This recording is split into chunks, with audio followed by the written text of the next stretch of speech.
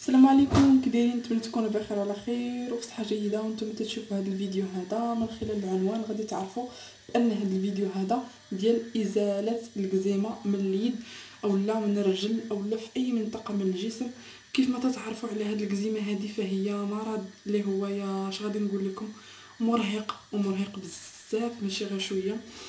منين تجينا هاد الكزيمه؟ تجينا من هادشي ديال التيد وديال الصابون ديال الجافيل ديال هادشي المواد التنظيف، وتجي وما تتبغيش تحيد لينا، وتيعياو البنات ما يجربوا مواصفات من كريمات من كل شيء، ولكن ما تتحيدش ليهم. وكاين اللي تيجرب شي حاجه وتتوافقوا، وكاين اللي ما تتوافقوش وتبقى خصو يبحث وخصو يجري باش يحيد هذيك الكزيمه. هاد الكزيمه هذه كيف ما قلت لكم فهي مرهقه، وخصوصا اذا كانت عندنا في اليد، فاليد هي كل شيء. اليدين هما باش ترشقاو، هما باش نقردوا الخضره، هما باش كل شيء تنديروه باليدين.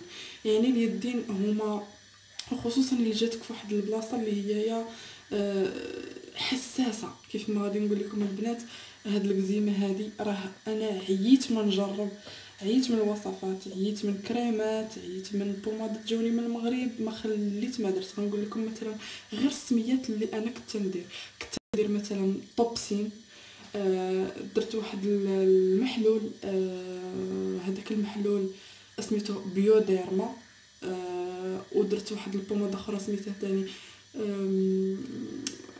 المهم بزاف ديال البومادات. وهنايا ثاني في اسبانيا خرجوا لي بومادات وخرجوا لي الدواء وشربته والو البنات. فاللي بغيت نقول لكم الكزيمه فهي تتبغي الترطيب. الا ما كانش الترطيب البلاصه ديال الكزيمه غادي تبقى لك تقشر بحال ما هكا، غتبقى يسيل منها الماء، او بعض الاوقات يبقى يسيل منها حتى الدم. فانا البنات جبت لكم واحد ماشي وصفه ولكن كريمه اللي هي تترطب اليد، ومع المداومه فتتحيد الكزيمه. ها انتم البنات، دابا غادي نوري لكم ايديا كيفاش ولات. ها انتم، هذه هنا راه غير حنه. ها انتم بالمقارنه مع واحد الفيديو كنت درتو هنايا، ها بقات لي حمراء حيت البنات بلاصتها بقات حمراء، اما الحمد لله ما بقى فيهم حتى حاجه والو. كلشي هنايا البنات حمراء. تشوفوا هذه راها حنه. ها انتم تشوفوا ضفاري راها فيهم الحنه. ها انتم البنات يعني قدامكم كيفاش ولاو ايديا. ها انتم البنات شفتوا؟ بالمقارنه مع واحد الفيديو كنت درته تقريبا، المهم ما يزيد على 3 شهور، دابا حطيته في القناه وقلت لكم شوفوا يديا كيفاش ولات بالكزيمه ووريته لكم زعما. المهم انا غادي نخلي لكم الفيديو في رابط في صندوق الوصف، غادي نخلي لكم تما وغادي تشوفوا يدي كيفاش كانت ودابا كيفاش ولات. فغنقول لكم البنات الطريقه ديال الاستعمال ديال هاد الكريمه هذه. انا جبت لكم الجهات، المهم 3 ولا 4 مشاو في الزبل حاشاكم حيت كنستعملهم بزاف. المهم غنوري لكم هذه فهي خاويه، وغادي نوري لكم هذه الكريمه كيفاش دايره على هذا الشكل هذا. راكم تتعرفوها البنات، كاينه في ميركادونا تيديروا 2 من هادو ب2 €. الا بغيتي تاخدي غير وحده تاخديها ب€45، يعني ما غالياش، وغادي تحيد لك الكزيمه ديالك اللي تكون عندك في اليد فانت قنا. ها انتم البنات غير جربوا هاد الكريمه هذه، ما خاسرين والو. راه سيروا للميركادونا وجيبوها، ومني تغسلوا الماعن ولا تسردوا يديكم ولا اي حاجه ديروها بيديكم، ضروري من الترطيب خصكم ترطبوها بهاد الكريمه هذه. اسمتها اسيتي دي كريمه اسيتي دي اوليفا. اش غنقول لكم، الكزيمه اللي كانت هي انا ما كنتش نقدر نقيس الماء، ما كنتش نقدر نقيس التيد، ما كنت نقدر نقيس حتى حاجه. ديما دايره الليقات ودايره يعني دوك الليقات دايره بحال الطباء هذوك ديال دوك الزرقين. وشريت ثاني هذوك ديال الميركادونا هذوك الكبار.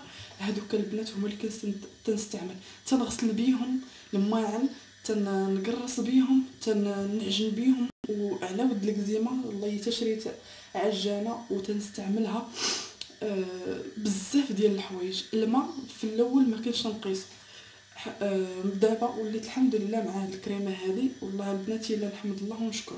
اولا كيفاش بداتني هاد الكزيمه، انا غنقول لكم. كنت تنستعمل جافيل هذاك الابيض ديال ميركادونا، هذاك تنغسل به الماعن، تنخلطوه هو والتيد وتنغسل به الماعن. يعني في اي غسله خصني ضروري ندير جافيل. راكم عارفين حنايا المغربيات مع جافيل.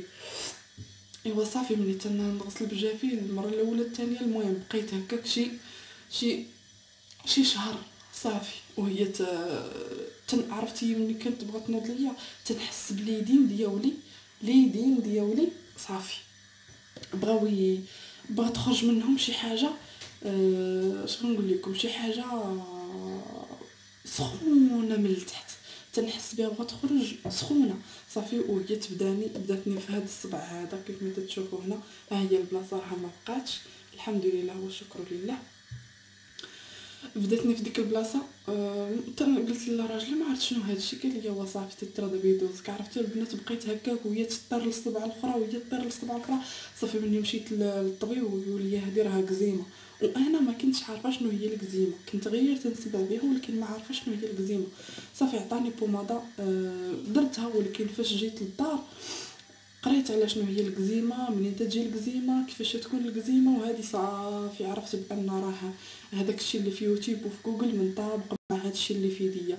وقال لك صعيب باش انها تحيد، فعلا راها هي صعيب باش انها تحيد وتتبقى غاديه وتحفر وتتبقى غاديه وتعادي المناطق الاخرين حتى الله يستر تعمر الجسم كامل بهذه الكزيمه هذه. فاش غادي نقول لكم البنات، صافي تبعت هذيك البوماده 3 ايام، قالت لي ديرها 3 ايام. من بعد صافي ما بقاتش جاتني، كلي نقولوا حيدات. صافي من بعد واحد السيمانه وهي ترجعها ليا، رجعات بواحد القوه. صافي بدات غادي تدي عليا في يديا كاملين، مشات ليا للصبعان، مشات ليا للكفوف هنايا، مشات ليا في هذه البلاصه هذه، في هذه البلاصه هذه ثاني. عرفتوا البنات ما نعاودش لكم واحد الحاله. وعرفتي والحكان، ومشات ليا حتى رجليا ثاني. الرجلين في وقت البرد تندير لهم غير التقاشر، حيت بقوه ديك الجلده اللي تتكون فيهم. اش غادي نقول لكم، اللي تتكون فيهم حمراء لتحت حمراء والجلده بيضاء. صافي عرفتوا ضروري ما خاص تقاشر. وانا تنخاف المعادي مالين الدار ولا شي حاجه، اللهم تنقول ندير تقاشر. واش غنقول لكم البنات، واحد الحاله اليدين تاني في وقت البرد تندير لهم الكوانتيس البيضين ديال الالغودون اللي تيكونوا اللي كاينين في الصيدليه تيتباعوا ب7 اورو. هذوك تا هما شريتهم تنولي نديرهم في الليل غير. عرفتوا سميتهم. وثاني الغد ليه تندير الكوانتيس الاخرين. واش غادي نقول لكم، هاد الكزيمه هذه هي يا سلاطه على بنادم، وخاص ضروري تحيديها. لما حيدتيهاش غادي تعيشي نضير ونجيف في حياتك والله.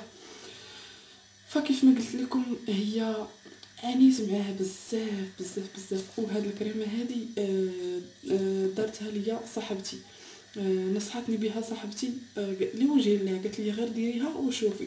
فهي البنات هذه تترطب في نفس الوقت، تتخلي ديك ملسين. وهذيك الكزيمه ما تتبقاش تحكاك ولا تبقاي تحكي بلاصتها ولا شي حاجه، ولا يبقاو لك القشور ولا صافي. غتبقاي تداوميها البنات المره الاولى الثانيه الثالثه وصافي، وغادي تحسي بان هذيك الكزيمه راه بدات غاديه وتتحيد. اللي ننصحكم انكم ديروا هذه الكريمه هذه، راه كاينه في ميركادون، يعني لا غلا على مسكين ما غالياش، اورو 2 اورو تتمشي لينا غير في خوال الخاوي. اللهم ديريها جربيها وباش ما كنرد عليا في الكومونتير. فانا عطيتكم حل اللي هو يا ساهل واللي هو يعني موجود بالنسبه للبنات اللي كاينين في اسبانيا. بالنسبه للبنات اللي كاينين في المغرب راه ما كاينش هذه ما عرفتش لا كان شي حد هنايا من يحيدي ان شاء الله هاد الحجر الصح هذا يفتحوا الحدود وقولوا لهم يجيبوها لكم. راه فن بالنسبه للكزيمه البنات والله، غير جربوها. وشنو بغيت نقول لكم ثاني، هاد الكزيمه هذه راه اش غادي نقول لكم، هو مرض ومرهق. ماشي تقولي مرض تيمشي مثلا على شحال وتيعقب يرجع، لا هو الا شدفك صافي شدفك ما غاديش يحيد الا ما درتي ليه الدول، ما درتي ليه بزاف. والبنات زياده على هذا سميتو اللي تندير، على هذا الكريمه اللي تندير، راه تندير حتى الحنه مع شويه ديال الخل، تنخلطهم بحال ما هكاك بميها تكون سخونه، وتنمرر بها يديا وتنمرر بها رجليا، وتنبقى بهم الليل كامل حتى العشيه ان شاء الله، حتى الغد ليه في الصباح وتنغسلهم صافي وتندير الكريمه. وبالنسبه للكريمه اي حاجه غسلتي يديك، غسلتيهم بالصابون، غسلتي الماعن، اي حاجه درتي عجنتي، اي حاجه درتي خاصك ضروري ترطبي، ومنين ما دزتي خاصك ضروري ما ترطبي يديك. فانا عطيتكم الحل البنات ونتمنى انكم ديروا به، وقلت لكم حكايتي مع هذا المرض ديال الكزيمه، ونتمنى انكم تكونوا اذان صاغيه وديروا بحال اللي درت انا، وشريو هذه وديروها وراه يكون غير الخير ان شاء الله. انا هنا غادي سالي الفيديو ديالي وغادي نقول لكم بسلام عليكم. الا عجبتكم القناه ما تنسوش انكم تدخلوا معايا وتفعلوا الجرس باش يبقى يوصلكم كل جديد، وتبارطاجيو مع صحابكم والحباب اللي تتعرفوا، باش هكا القناه ديالنا تزيد تكبر ان شاء الله. فتنظن ما انني نسيت حتى حاجه ما قلتهاش لكم. هذا ما كان البنات، ونقول لكم باي باي حتى الفيديو الجاي ان شاء الله. السلام عليكم.